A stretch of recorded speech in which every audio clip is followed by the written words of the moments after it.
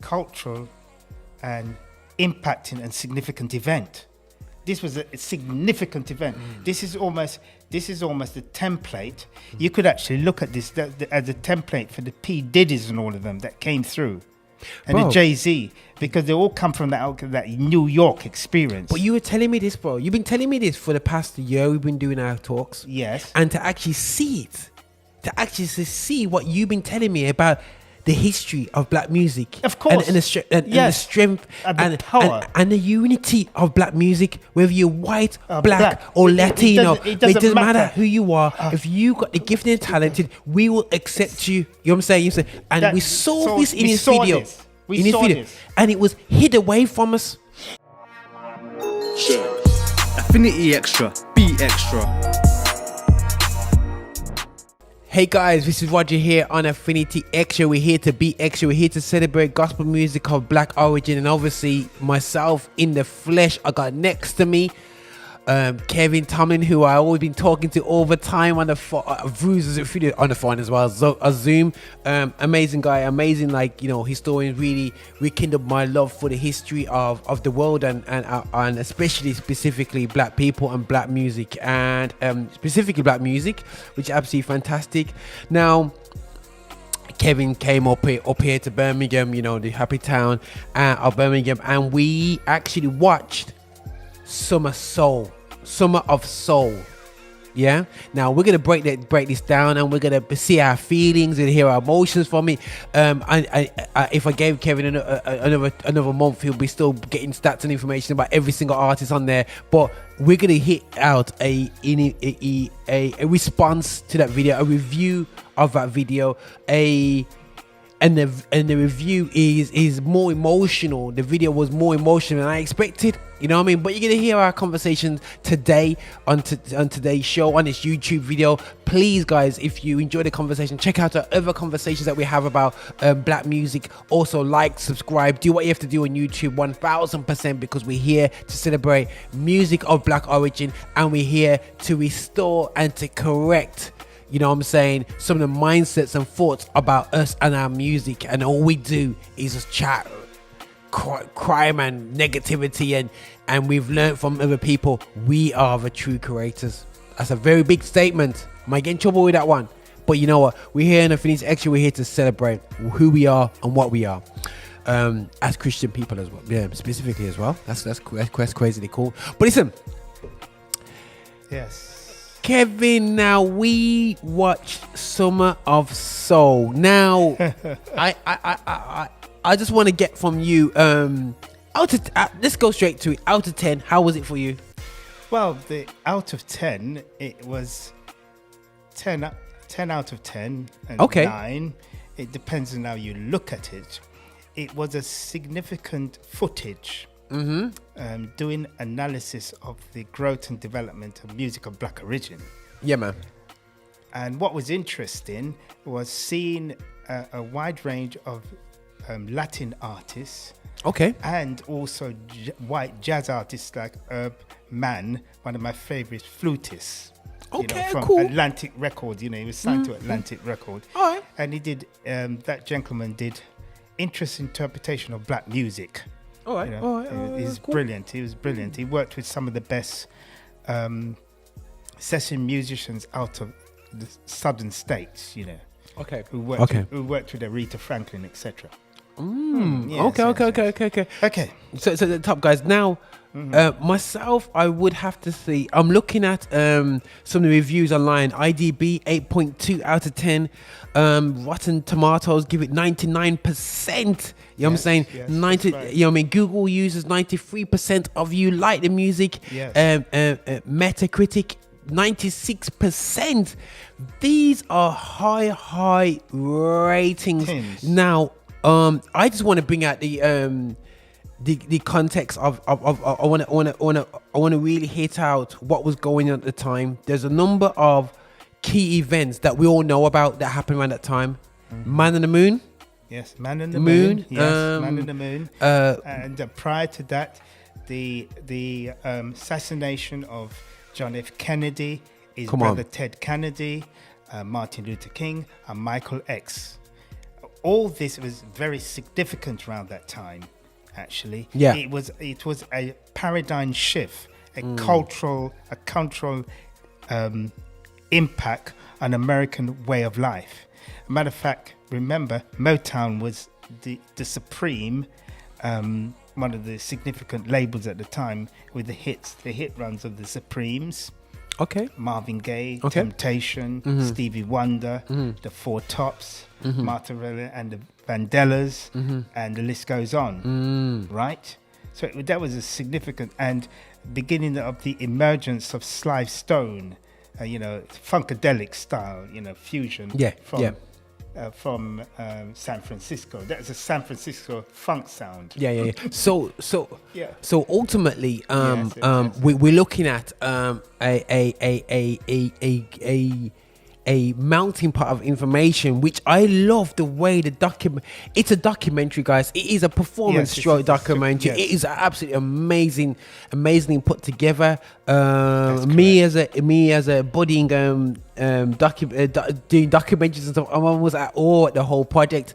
I wish to give me that budget and I can just go and lock myself in a room and spend a whole year working on this project. But what amazes me, bro, there's a couple of points that we're gonna hit many points. We're gonna be here chilling out for more than a minute here because we're gonna be breaking down the summer of soul, because we have waited 50 years for this to come out. Now they've appeased black people with a performance by an amazing artist called Jimi Hendrix. They've appeased us, and all we know that came out of 1969 on video was a few miles away, or more than a few miles away, Woodstock, north of New York. New York, yeah. So it's not. So it wasn't even that far away. It's not like it was miles away. It was just drivable. State of New York. Yes. So basically, you've got a rock festival where people are just. It looked murky, cold, and whatever. They're still there anyway. So the performance on a muddy field. He did something amazing, which some people didn't like because of the style of it and whatever. But either way, take it away, it was amazing. I have to take my hats off. Jimi Hendrix, you absolutely smashed it. And there's been so many videos, interviews, all about a black American who knew the song national anthem because he got forced to sing it at school. Yeah, he said it even in his performance. And the justification for the interviewer to say that, leave him alone, people, because he served in the 101st Airborne. Like, guys, really, you know what I'm saying? But anyway, that's the only thing I know. That's the only thing I cling to as a performance. Then I found out the other day that we had 6 weeks of the best in the US black artists down the road in Harlem. Bro. Actually, I think it was... From what I get to understand, it was over a 6-day period. 6-day period over 6 weeks. Yeah, 6-day period, but it was over 6 weekends. Oh yes, the 6 weekends. I forgot it's the weekends. It was the weekends, man. Yeah. So 6 weekends. Just imagine you're in the city now, and you're looking at your local park. Imagine 6 weeks in a row. You have all the top black artists. Full stop. And Latino, and you know, not only white jazz artists. This is what I'm saying to you. All you could almost say cultural music, and the beauty of it is transcended, multifaceted. And it wasn't just. And sometimes, bro, people say that we're very bullish about saying that we want to celebrate gospel music of black origin. But what you have to realize is that when we say black, we're not, as black people, we don't say no whites allowed. We never say that. We say, listen, if you do our thing, come on board. If you do with excellence, we love you same way. Well, let's make this very clear. A lot of the music that came out from many of those black artists had white engineers and white musicians in the recording sessions. The strings were sometimes conducted by white string arrangers as well as black. Just like I heard it through the grapevine, it was done at the Motown recording studio where white musicians working with black musicians. Right. So that issue is ended. It doesn't have no leg. Because it was this was a multicultural event with an emphasis on the empowerment of blacks. And you know what's crazy, bro? Yeah, absolutely crazy. it actually broke my heart, bro, when I saw so many black people in the same space and there's nothing but love. Something was significant at the show at the beginning. Yes. Somebody lost their wallet. Yes. And the announcer says, so and so, and your wallet's here, come and pick it up. You got like today, bro, people can't even leave the wallet on the altar. Well, this is very fascinating because when you look at it, you had mum and pop stores coming down to the event and selling their wear, from fashion, black cultural fashion. Everything was sold Food. there. And the thing about it, it was a peaceful event. And people were, I mean, some of the dance and movement, it was quite revolutionary, really. Yeah. It's significant. There's cultural, it was like a cultural impact. As a matter of fact, the event was benchmark. It was a benchmark event that sort of prepare us for the future of the 70s. With Earth, Wind and Fire and all that sort of coming on. These are the forerunners to impact this. Because remember, Philly International Record didn't exist yet. Because it came out in 71. Right. What we check out our old videos, guys. To check it out. All right. But the template and foundation and the black consciousness and cultural and innovation was there. They were ready. They were hungry. That was the significance, you know? Wow. It's crazy. But we have to shout out to Questlove. Yeah, he's brilliant. Absolutely amazing drummer, by the way. He just he's looking like almost like Mr. T more than ever now. Yes. Oh, I've talked to him about, we tired there. But anyway, but listen, I think he probably would be on it. You know what I mean? Like, get up, fool. Anyway, but no, Questlove, absolutely amazing, and it's beautiful because I think there's a season of us, and I think he is obviously a bit more mature than myself in terms of age, I believe. Not too far off, though. Not too far. I think my generation now, we realize that we need to dig up some of the gems that we grew up with, because we've realized the guys before us didn't value recording.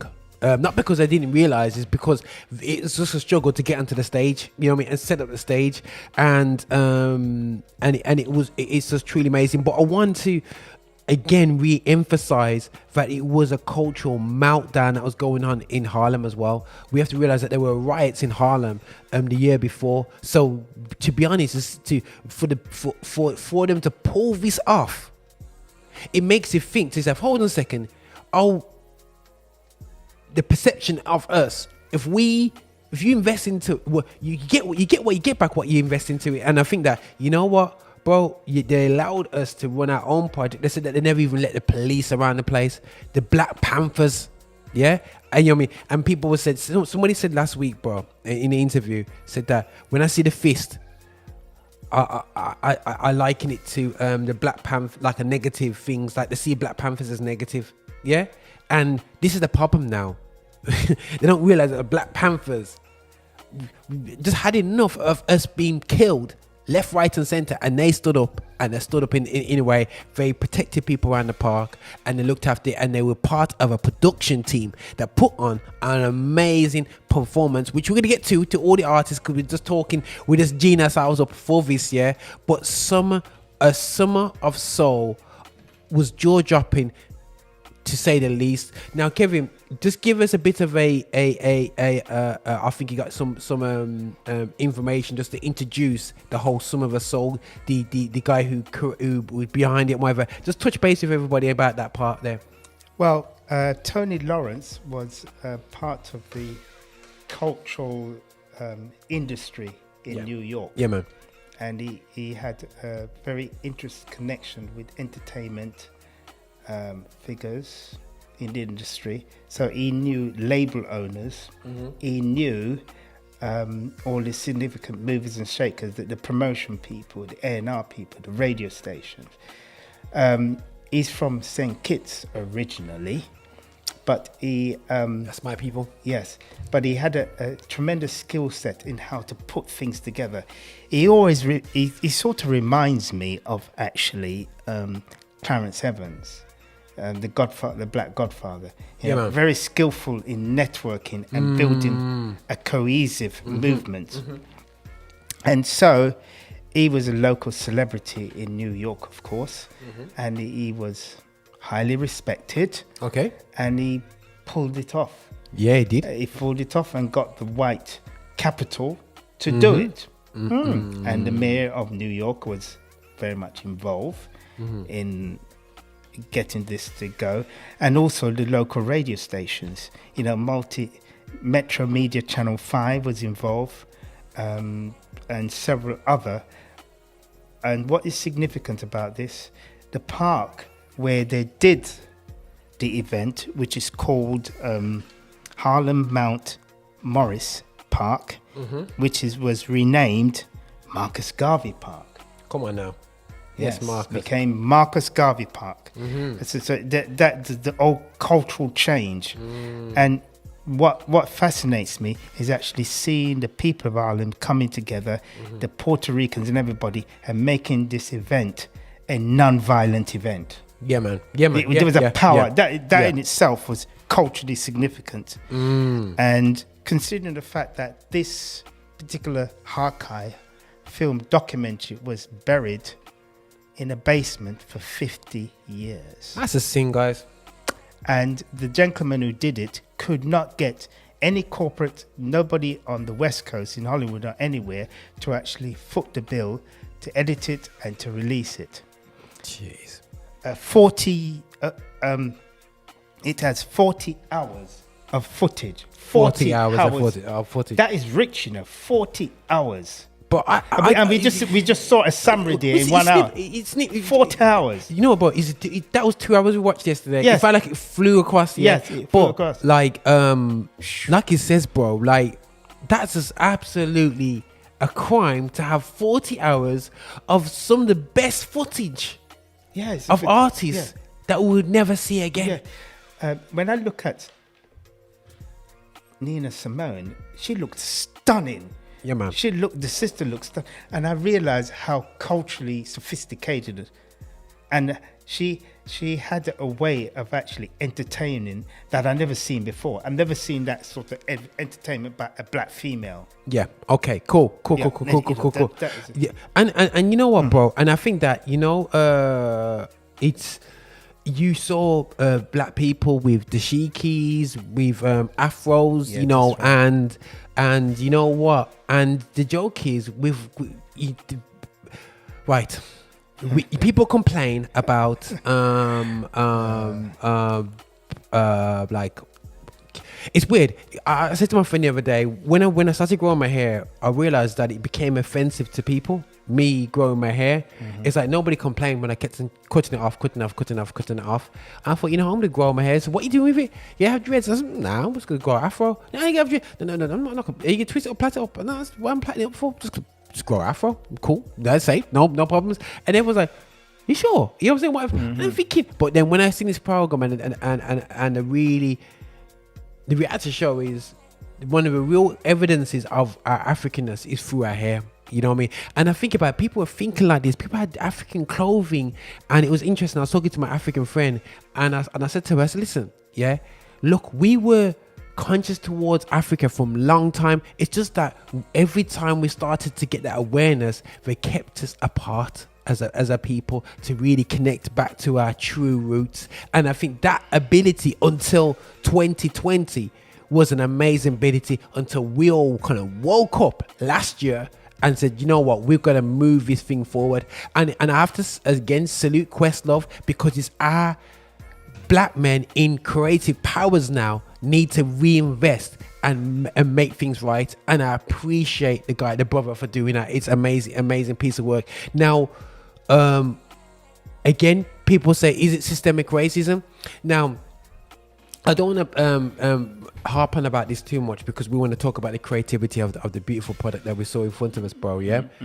But it's amazing how they had money to push, to do loads of reports with Jimi Hendrix doing the national anthem. You saw all the footage from that and whatever, but you never saw anything from this program. And I had a little bit of a news report that was outside talking to black people about, oh, are you amazed about the man on the moon and this? I said, listen, we can't even feed us in this city. Why should we care? And I think sometimes here, I think that's another problem that we have in societies that don't realize that, you know what, our governments go and do things and they don't realize that the communities like our communities don't really care. And the British people feel offended that we said, oh, do you care about the World Cup coming to this land or the Olympics? And you're thinking, we can't even feed our children. You know what I'm saying? Why are you caring about things that we're spending on money? You know, so there's always like the disconnect, you know, that is going on. And there's turn around that the GDP of America at the time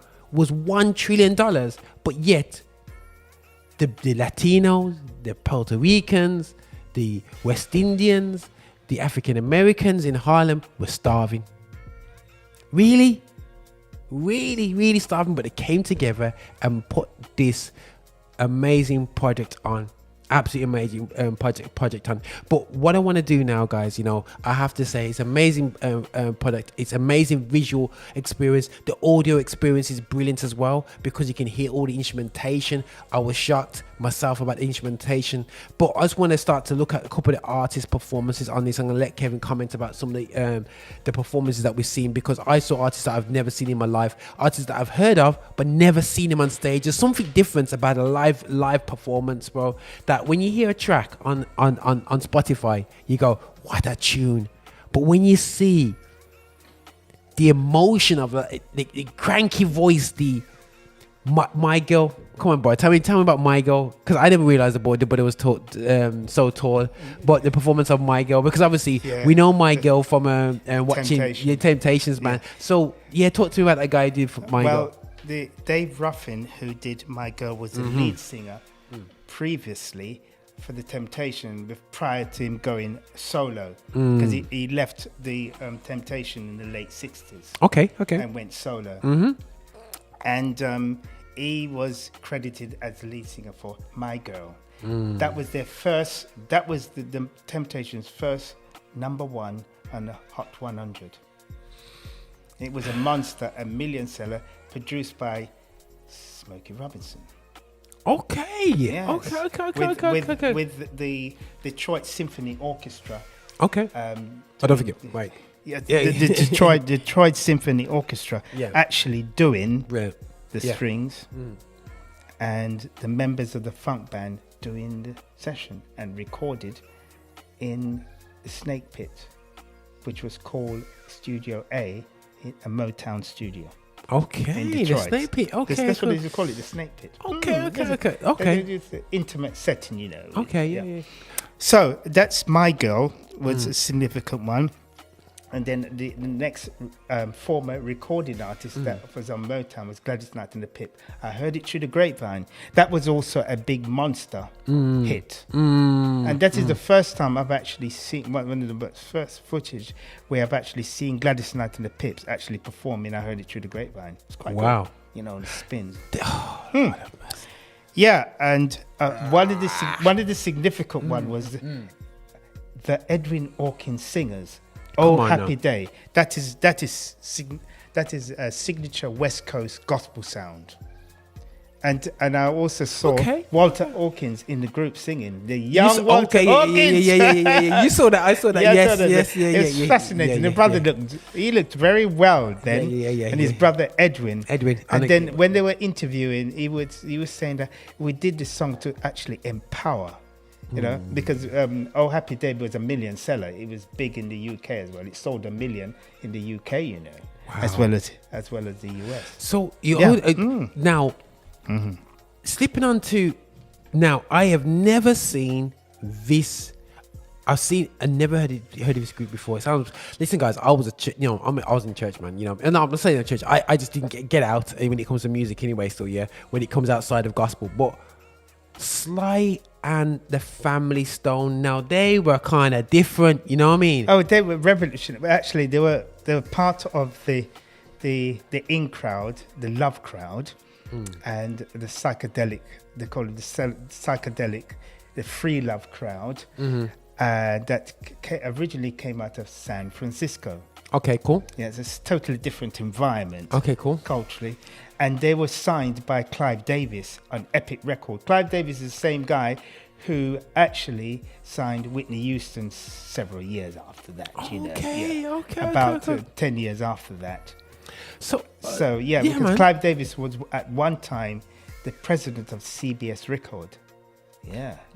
And you know what was amazing? That they even said, they talk about Sly was a group in church, developed his performance skills in the church. Yes. That's right. But what was beautiful about it is that he had he had white and black in his group. Yes, and one of the significant parts is when the audience says, and you know, black people, listen about when we see a white drummer, you're going, yeah, white drummer. Yeah, and the crowd's like, that's right. He's got white drummer. Yeah. Why he's got white drummer for? Yo, they got white drummer because the strange thing is, because at the time they never had no YouTube and stuff. This is probably the first time they've seen these bands live. They heard them, but not see them live. Well, yes, there's a lot of the bands.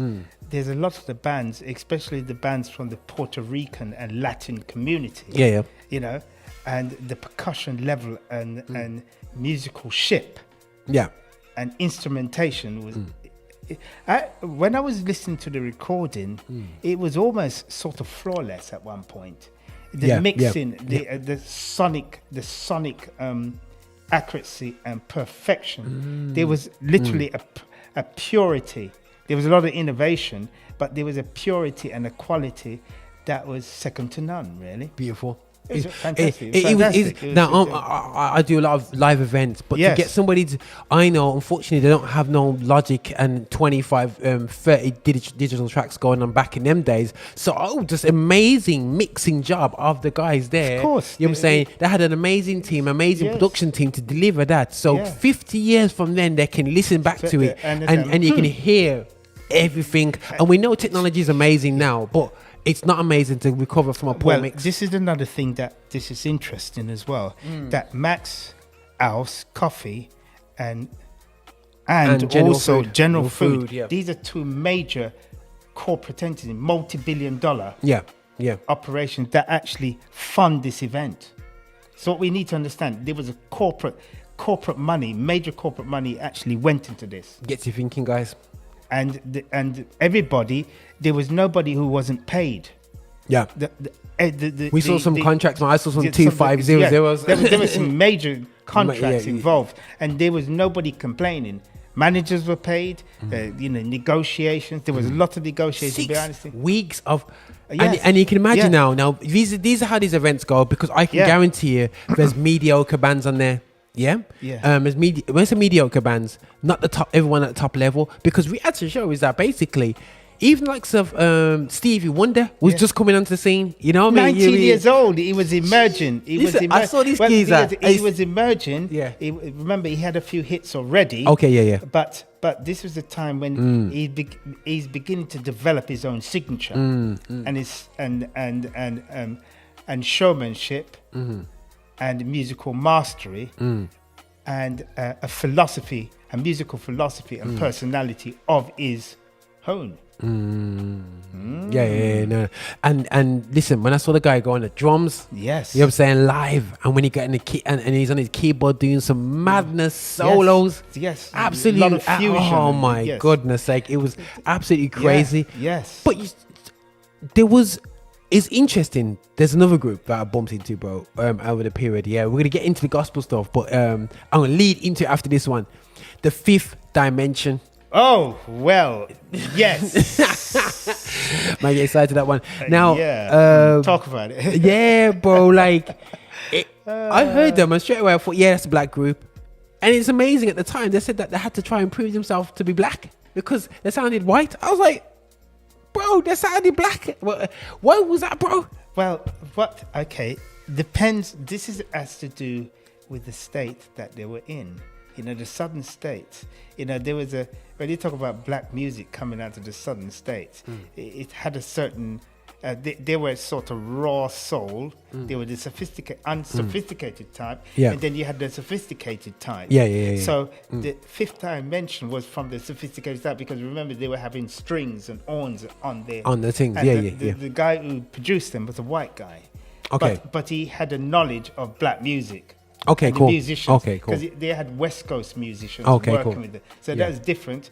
And then Alright. the different regions had their strand or body, a collection of musicians that was synonymous to that area.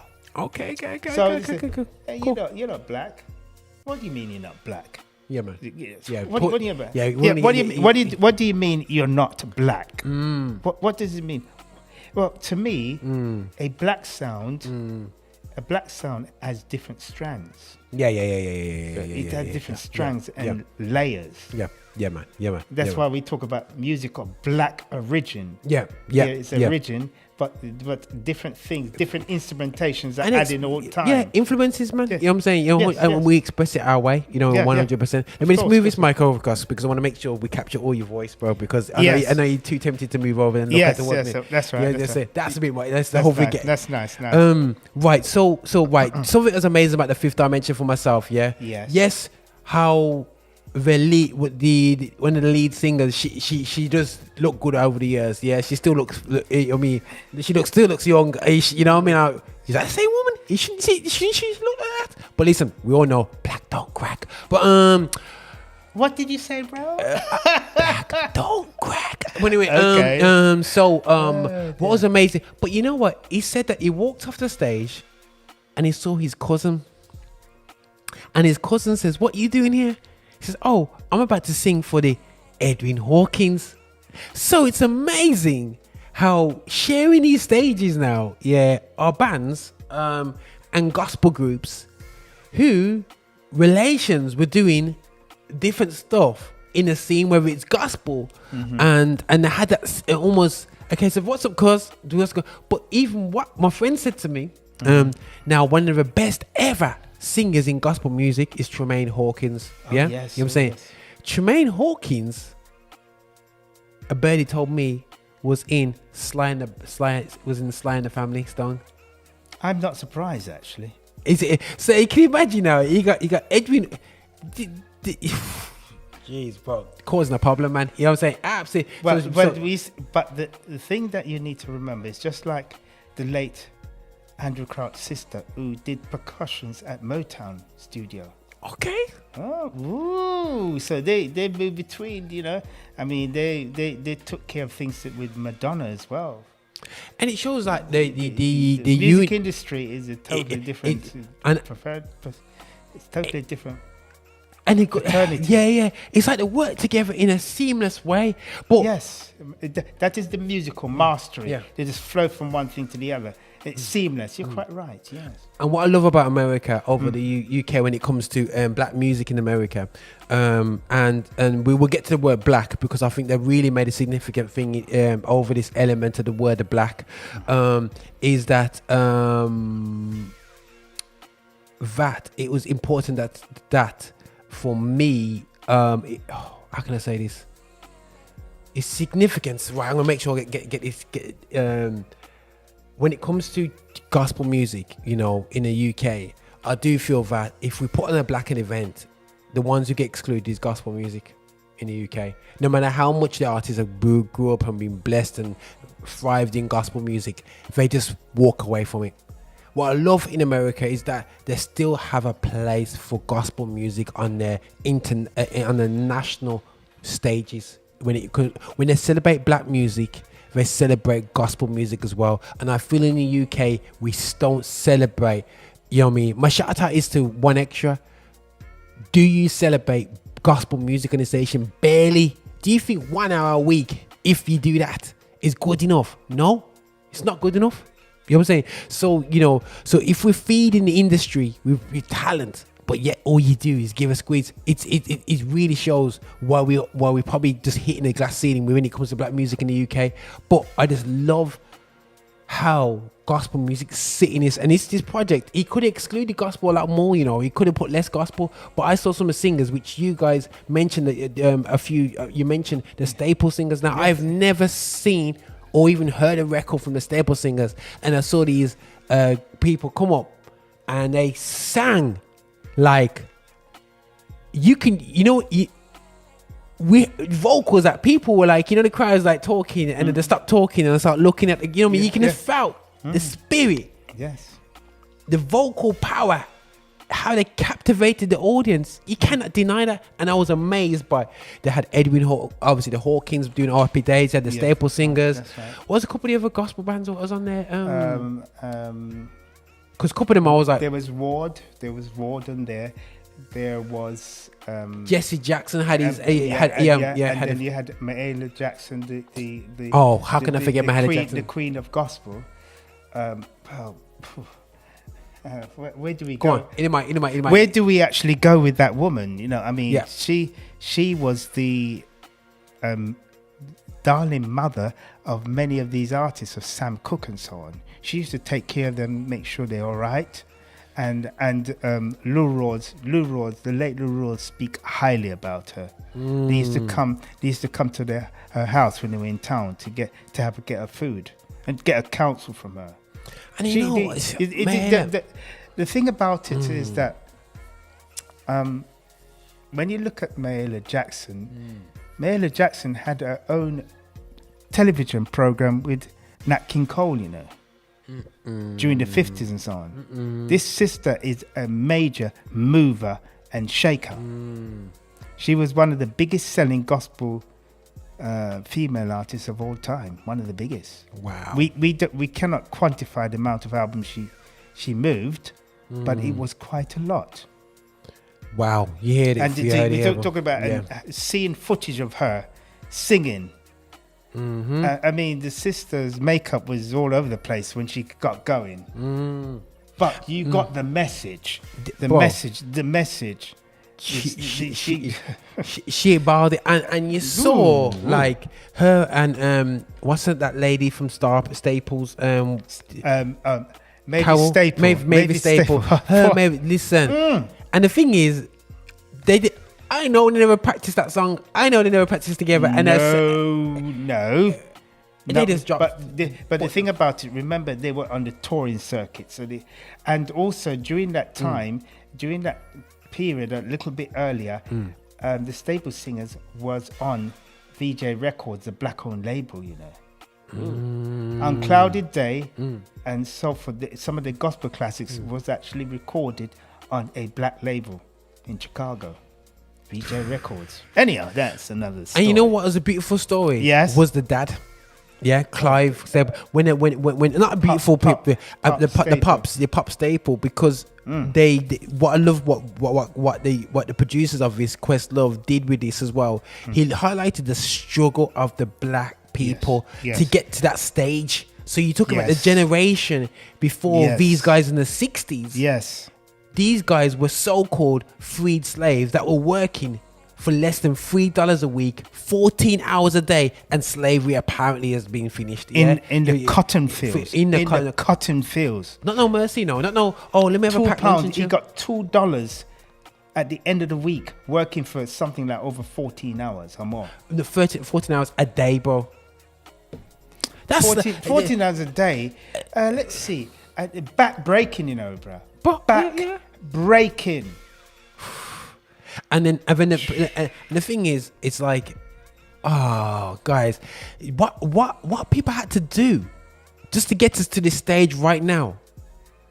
It's just like, you know what, it is a disrespect that we don't think about the implications of sometimes our behavior and how we've taken music. He had to buy his first guitar after working in the cotton field, and he had to leave school at grade 8 and go in the cotton field and earn money for his family. Jeez. For what? 3 generations later, man just disrespect the effort that he had to do to actually make a way into the music industry. We disrespect what we had to do to get into this thing, you know, bro. I remember the significant event when Martin Luther King got killed. My dad came in. My dad is a tall man. He's 6'5", and I remember his silhouette at the door. He stand up there motionless when he heard, because you remember Martin Luther King was a significant individual globally. Yeah. And my dad just stand. I just hold my dad, wrap my hands around my dad's legs, just to steady him. It blew him out the water. Wow, it literally, I can never forget that day when we discovered that Martin Luther King was dead, the civil rights leader. My dad was paralyzed for a while, just stand there. And it's like, and the thing is, a lot of people will probably say that, you know what, yeah, and whatever. But the thing is, guys, you know, the music was coming out. You know, the music was one of our few outlets of our expression, and we let loose at it. And what I found with this, again, what I picked up from this documentary, is that basically this music was in its pure forms of, yes, you know, people say things like, you know, I want to talk to your girl and all that. Obviously, you know what I mean, lyrics for the opposite sex. Yeah, we get that. You know, I mean, that happened there still. Yeah, yes. But there was a lot of messages in the music that they was putting on there. And when it was almost the times when I was looking at Latinos, there's a part where it showed the drums. Yeah, yes. And it went for the Latino drums. Yes. And it core element is that Africa has influenced South America. It influenced the whole Latino community. And then he saw a guy who was just naturally playing the African drums, Latino percussionist, and you just hear the similarities of the drum being a key part of everything. And the commentary from Sheila He, man, she looks stunning, bro. And remember, she used to work with Prince Band, you know. Okay. And she Prince recorded her. Sheila He. Yes. So we that was one of Prince prodigies, you know, one of his successful. So you're talking about a woman whose father was a brilliant percussionist, Latin percussionist. The whole and all. When she gave her reflections, she was very much moved. Everybody was moved. When they start thinking about, said, this is something that happened when we were growing up. And to think about it, that over that period, a total of over nearly 300,000 people attended the event. Bro. That means there was something like 40,000 people per week. Bro, it's big, man. It's big, bro. Economically speaking, economically speaking, economically speaking, yeah, man. Can you imagine how it impacted the mom and pop stores? Yeah, all the local business. Imagine if they did this every couple of years, bro. If they said every 2 years, not every year, but every 2 years, we did this from then to now. Oh, it would actually change New York. It would culturally change New York. It'll change the world. The world for good for black people. Yes, because it was developing, and there was an expression. There was a positive. It's just like optimism. Remember the track we talk about? Optimistic. Optimistic. Yeah, man. Optimistic. Dance partners with that on that stage. Yeah. Can you imagine? And so this is, and when you think about Sound of Blackness, started that same year. Wow. 69. That's when it started in Minneapolis. Wow. There was a lot of cultural revolution going across the whole states. Yeah, remember that also before this point, yes, they referred to black people in media as Negroes. Yes. You know what I'm saying? So so right up into the 60s, even though Negroes, we're not slaves anymore, they referred to us in the public manner as Negroes. So this lady now challenged her boss, and they changed it round about that period to black. Yeah. Now, I just want to say out to I must watch the African minister. I think it's Pastor Michael, he calls himself. Yeah. And a big time minister. I'll call him the Black Benny Hinn. He said that, we're not black people, we're brown, and he got significant. But what we need to shut up and do our research. Black is significant, and we are black people. Yeah, and that describes us as a people. Whether you're me, whether you're browner, whether you're darker, whether you're pure. You know what I'm saying? Pure, like, you know, just dark. You know what I'm saying? You know what I mean? It doesn't matter. We're black. It recognizes us as black people, and we need to start using that, treating it as a negative connotation. The reason why black is seen as negative. Yeah, no one has complaints about being called white, but because white has been made pure and black has been made evil, and that's why we're too scared to take up black. But listen, we need to change the narrative and say black is not evil, black is positive. That's why as a music historian and like yourself, we talk about music of black origin. I didn't say brown origin or color origin, of black origin, because of the significance of it on the music or cultural life globally. Yeah, man. Very simple, globally.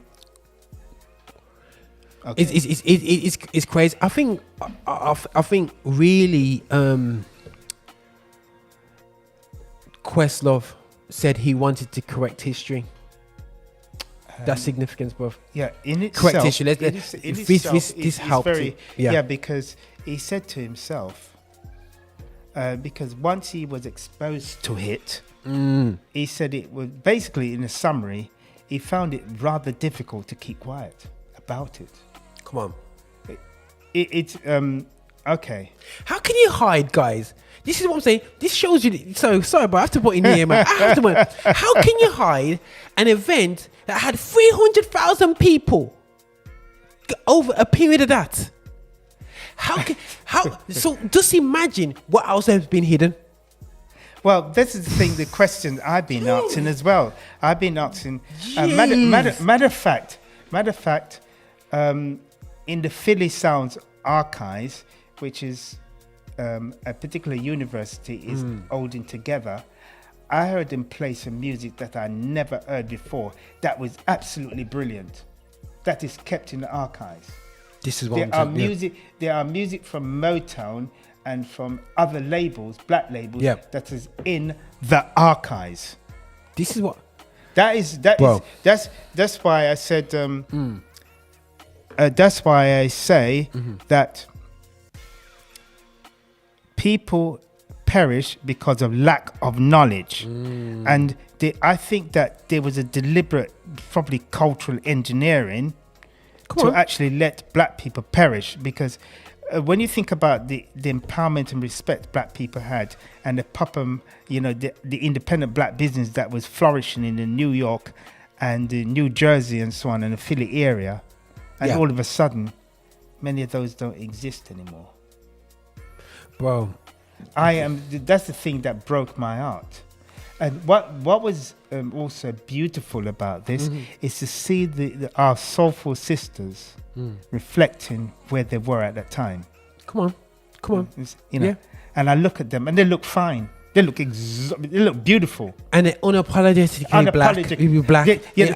They didn't try and say, try and fix up and justify themselves in a Western manner. They said, listen, I'm black. They actually meant it. I am black, and I am indeed proud of it. What's that try? I'm black, I'm gifted, and what's it? By Neon. I recommend everybody to actually look at that footage that Lady Simone did. Yeah, man. I think it was the most brilliant interpretation of black, young, gifted, and black. I've never seen that. And the way she did it, and her movements, and her command of the stage, she almost had that opera classical approach. Bro, this lady is serious. This is important, people, because I think that, you know what? Boy. If you wanted to do a history lesson on black music, that was a history lesson. A lesson, you know right there. 100%, and this is the core. And listen, universities that are teaching black music, just playing that video. Okay, this is our starting point. It's the introduction to our year. This introduces our year, and this is what we're going to cover in the evidence of our music going forward. I learned so much because listen, guys. I never grew up around the full extent of black music, apart from a gospel lens, which there's nothing wrong about that, guys. Because I realized as Andre Crouch and I heard Earth, Wind and Fire, I go, hold on a second. They might sound like similar musicians, and you had somebody significant as Abram Laborio. West Coast. He was West Coast, and he's from Latin America. This is what I'm saying. He's Mexican, isn't he? But brother, he's a master tactician at the bass. So he's doing sessions for the top jazz musicians, exactly. And then he played for Ron Canoli. Yes. Whoa! Listen, bro. We hit them sort of levels. Yes. So. When I'm seeing all this, and I'm sure Abram played for Andre Crouch as well. Yes, they all used to tour and play for. Yes. So you have significant people That's doing right. some amazing things. And you know, bro, I believe that it's important that young black people see this, because we are just producing pure negativity right now. Yes. Pure Yes. destructiveness Yes. for our community. Yes. I see young people holding up guns, going around thinking they're special. And I'm going to keep it real. Yes, I'll moan about white systemic racism and certain things are holding back certain things. Now it's out. Now it's for us to watch it. I'm going to get my children to sit down and watch this. And I have to say, you know what? Respect. I've been bigging up Disney for a while. You know what I mean? I can't believe I'm bigging up Disney. But we know in England, we wouldn't see this stuff if it wasn't for things like Disney. Because BBC wouldn't be BBC, ITV, Channel 4, they don't touch this stuff. No. Empowerment. What is done, and remember before that, 2 years before that, the American music industry just went over the $1 billion mark with the Aretha Franklin impact and the Motown. See what I'm saying? Right? And then this drop at the end of the 60s decade. Yeah. What a significant event. Yep. This look what I'm happened. Look at the production that the Hawkins did after that. Bro. And the Gladys Knight and the Pips and so on, all the stuff that they did during the 70s. What the Pips were doing on the stage? Bro? That man with this money, bro. Listen, listen, guys. You know what? I watched. I know my friend Lady T. She sees me as a moody person sometimes when I talk about performances. Sit down and watch this video for performance if you're an artist, and look at yourself and tell yourself, do I actually look convinced? This is why I say gospel artists in the UK need to step up on their performance level. When you look at these guys to what they wear. You know what I'm saying? The Edwin Hawkins in them green suits. You know what I'm saying? They were matching suits. Everything fitted the same way, no matter what size you are. And Edwin Hawkins, at his age at that time, was a master at the piano. He was a brilliant pianist. Yeah, man. He was a master pianist. Listen, bro. There were some masters out there, bro. Absolutely masters, and actually, really, really, really crazy. And it's just great that it's something to be proud and to be black about. It's so funny when they talked about going to the moon and about we don't care as black people because it don't affect us. Give them monkeys, really. Listen, have the time for that. Listen, mate, we're too busy trying to survive here. You know what I'm saying? Trying to make. Look, the thing about we need to understand, this was a cultural and impacting and significant event. This was a significant event. This is almost the template. You could actually look at this as a template for the P. Diddy's and all of them that came through, and the Jay-Z, because they all come from that New York experience. But you were telling me this, bro. You've been telling me this for the past year. We've been doing our talks. Yes. And to actually see it, to actually see what you've been telling me about the history of black music, of course, and the strength and the power and the unity of black music, whether you're white, black or Latino, it doesn't matter who you are. If you got the gifted and talented, we will accept you. You know what I'm saying? And we saw this in his video. And it was hid away from us. And I would say hid away. And I never forget that guy that was in tears at the end, because he was there as a 4-year-old. Yeah, and the other one was 19. Yes. You know what I mean? And the guy was in tears. And people going, oh, why is he crying for? We don't get it. It's because what you've taken away from us. You don't realize what you've taken away from us. You've took away a chance for us to continue move in a positive nature from a negative trauma into positivity. And you know what they brought in about apartheid?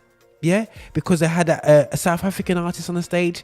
And what we have to realize is that here in England, we keep on pretending like these things don't affect us. But these things affect Afro-Caribbeans. These things affect black people in the UK as well. And we need to have a black positive culture. And you would say, as a Christian, Roger, why are you hyping about this? I'm hyping about this because I'm sick to death of us living a cultural lie to suit a lie. And you know what I mean? A white lie is not good, and we're seeing too many white lies to cover up, and to cover up. Oh, Elvis is the king. I love Elvis. Elvis was this whole rolling around with the black man them, and he just was the right face for them to push forward. You know what I mean? But at the same time, as you always tell me, bro, there was another artist at the time that was selling as much records as Elvis and was a black man. What's his name again, bro? Fats Domino. And do you research on him? And Fats Domino, the producer, the late David Bartholomew, was one of the most successful black producers in the 50s. Successful. He had the Midas touch. He was doing hits after hits, brother. Million sellers after million sellers out of New Orleans. Read my book and you find out. But you know, just drop that in there. 100% shameless plug. Let's plug that, man. Let's plug that all day long. But go on, bro. Go on. You come in because I've been getting a bit emotional on this. Go on. This has actually caused a revolution in my head.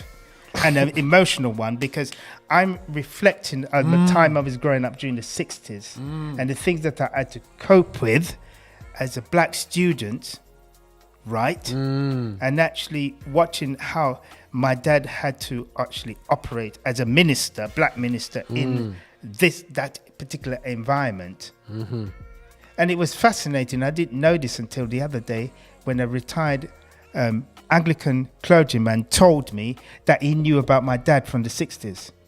Wow. He knew about my dad. My dad was actually significant, and he knew about the S.U. Thompsons and all those people. They know that. The word was getting around. Whether the press said it or not, they knew that because at one time or the other they crossed paths. Jesus. Bro. And when the guy discovered that it was my dad, we almost start crying because it was significant. He said, that is a significant. He said, as a clergyman and Anglican minister, he was actually inspired about what these black preachers did. Out of pure frustration. And the delivery. Yeah. He's, as far as he's concerned, some of the greatest preachers that he ever heard were black. And they come from being rejection. From rejection, and they stayed with Christ and move forward. I can't, brother. I cannot. I'm just about trying to comprehend what happened to my dad and so forth, and my uncles and so on. Okay, bro. Look. I want to tell you, audience, we are absolutely resolute. We're fearless. We're going to actually leave this planet empty concerning music and cultural significance of black people. Come on now, bro. I am not going to let it pass. Right? When Roger let me see this footage, it was difficult for me to sleep. I'm just thinking about so many events. Significant cultural events that transpired amongst black people internationally. And what people don't realize, that when you think about the Bob Marley experience, Bob Marley was listening to these things, you know. He was listening to those things. That's why he was listening to it and interpreting it according to his cultural experience, being his father a sergeant, an officer in the British Army, and his wife and his mother was black. Wow. Can you imagine that cultural mix? What was going on? The significance of it. So when I actually look at this event and seeing Herb Mann, one of my favorite white flutists playing, that was the first time I actually seen a footage with him performing. And I said, whoa, now I know why I liked this white artist. Because he has black blood. He's just playing. He's a Jewish brother, and he's just. Well, let's just not even go down there. That's another discussion. Yeah, cool. But actually, when Roger brought my attention to the fifth dimension, and I said, "Whoa, the penny drop." Yeah. Yes. Boy, the fifth dimension was. They were excellent, bro. Bro, listen. That Sunshine track, yeah. That Sunshine track, I've heard it all the time, yeah. You know what I'm saying? the sunshine. Yes. Yo, bro, listen, man. Yo, there's some, you know. And guys, you know what? We can go on for a long time about this, and I think what's been good for this, guys, is helped me actually understand a bit more about the whole music. So as we carry on looking at and going into things and having a conversation with Kevin, you know, we have our Zoom meetings and we put them online. We actually do our Zoom meetings live on the weekend, and we put it on YouTube because we understand the significance of our conversations, and we're not here to waste any word that we say. So whether you like. Absolutely. Whether you like it or not. But what I want to do, what I do want to say, I have to salute Disney because through their star content, they've made it available for all around the world, because obviously people can book it. There's so many things we can learn from this. But my main thing, bro, is that everybody, black and white, need to watch this here. This is absolutely because we talk about all we've been had is for 50. All my life, I've heard about Woodstock. That's all I heard. Woodstock, Jimi Hendrix, Woodstock, and it was an amazing. I had to refresh myself, and it's an amazing performance.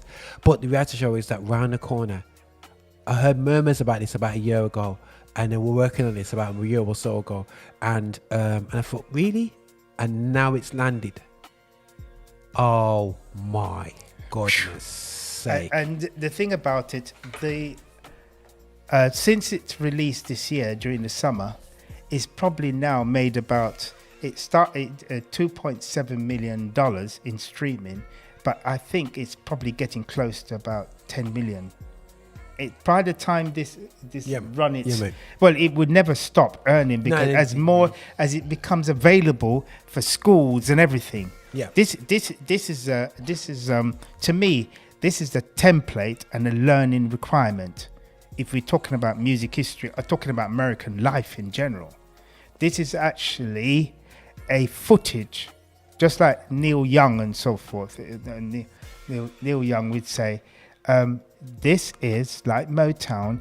These are the soundtracks of American cultural life and globally speaking. It cannot be ignored. Because the commercial success of music, the music industry, actually comes from that, the skill set. Because the Rolling Stones, Pink Floyd, Metallica. Yes, sorry. Metallica. That's something I can say. Yeah, and also the other major bands like U2 and so forth, and Police. They all learned their musical personality and musical intelligence from studying music of black origin. Jeez. That's the bottom line. Because if music of black origin didn't get involved in the industry, I can assure you it will be boring. Hello, it'd be absolutely boring. It'd be like having chicken with pepper on. Yeah, because when I see the footage of Sly Stone and the movements on stage, you put it in, bro. Put it in, man. It's like it's just And the last track, higher. Listen, man. Yo. Absolutely amazing, and it's just amazing to see the love between the gospel artists and they love each other. They were just dancing and having a good time, and they appreciate it. As was it Reverend? What's that Reverend guy that was talking about it? Reverend Jesse Jackson. No, the other one. Oh, you mean the other one? Alvin. Is it Alvin? Alvin Sharp. Yeah. Oh, well, I love it. I really love him actually, because he always gives a good analysis of the situation. Very good. Yeah. And the reality show is that the church has been the spiritual hub of our people in these struggles. It's been their spiritual outlet. Yes. And that's exactly. The Americans appreciated it and got it, but I don't think we get it over here. I don't think we appreciate and understand what part spirituality plays, Christian spirituality plays in our community. And I know as a body we haven't maximized that at all. But listen, guys, we have to come down, because we can carry. Bro, we're clocking over an hour now, so we just guys, I hope you get this emotion of this, and I would 100% tell you right now to go and watch this. Is there any significant thing that we missed out so far, bro, that you want to come across? Well, before we go, let's summarize summarize it. It is actually part of the foundation that actually build the multinational music labels and productions prior to this event and after. It's almost a creative baton change where the next generation, because remember, Questlove grew up during a time when his parents were talking about the great legendary performers. He heard about it. That's why Questlove actually went and researched the sounds. Come on. Because he went on an exploration. And that's what we're doing. We're going back and actually revisiting, like the Renaissance, where we're revisiting and discovering the true mastery of these great artists and creators, the creative power brokers behind them.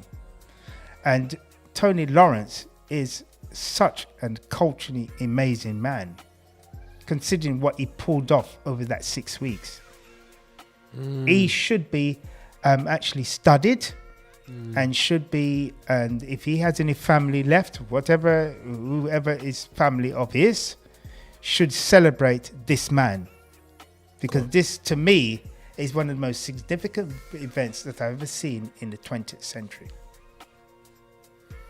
You heard I'm finished. I can't say anything more about it. That's special, bro. That's special. Guys, I want to thank you again for listening. I hope you like and subscribe to our YouTube channel. I hope you, we do appreciate Kevin Tomlin. He's come up to Birmingham and I took this opportunity. And you know what? I didn't even know the guy was coming until the day before. And God just works things out that, my wife was watching that show and I thought, oh, it's on Disney.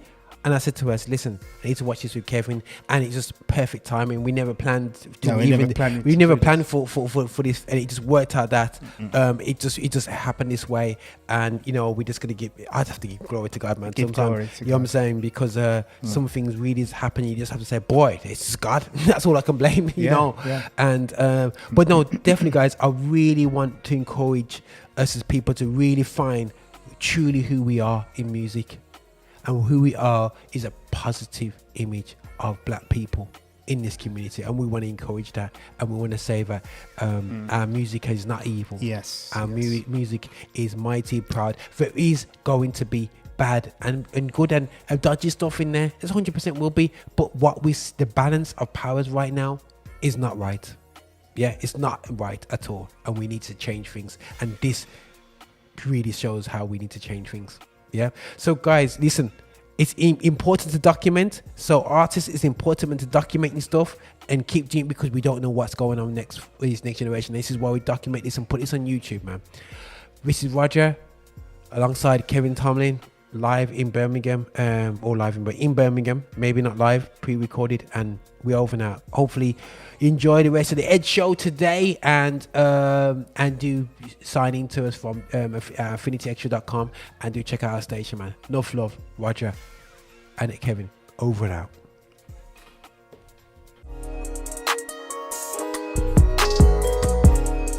Visit us for updates and shows at affinityextra.co.uk.